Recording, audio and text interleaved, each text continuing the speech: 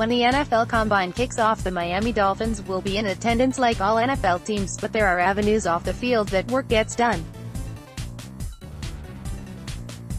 For Miami, trade opportunities could be hashed out during the February 26 to March 4 event.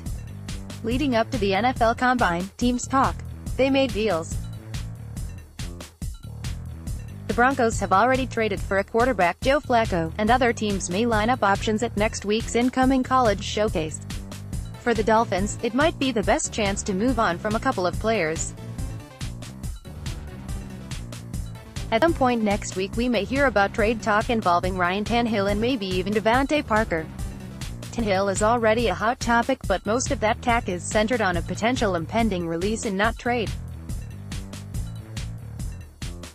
Next week, when general managers, owners, and coaches are hanging around together, it will be very easy to get it. So what are you looking to get for Ryan Tannehill as the top quarterback that is not on the market yet? In free agency, should he hit it, there would be opportunities for him in the league.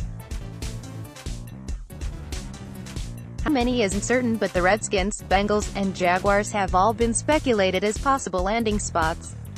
As a free agent, teams would need to bid against each other, but in a trade, they can swing something without involving anyone else. Tannehill, however, may not have a lot of trade suitors. The Flacco trade netted Baltimore a fourth-round pick, and while he is an older veteran at the end of his career, Tannehill has done nothing to prop up his options. Devontae Parker is a bit different. Teams covet prototype receivers, and on paper, Parker is that type. Parker's biggest problem is that he can't get out of his own way and gets banged up. The plus on Parker, however, that rises his stock a bit is that he has never had a truly better than most quarterback and has played in poor offensive systems.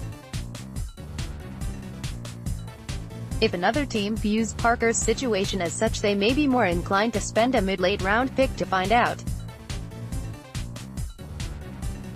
Parker has talent that has been unrealized in Miami, and if the Dolphins are going to release him as many predict, it is possible that one other NFL team may see enough potential to bring him on board.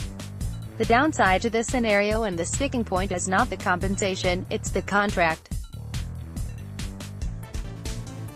At over $9 million for the 2019 season, any team trading for Parker would take on that fifth-year option and either use the cap space for it or need to extend him, which could be not only costly but as a risk for a player that has shown little more than inconsistent potential.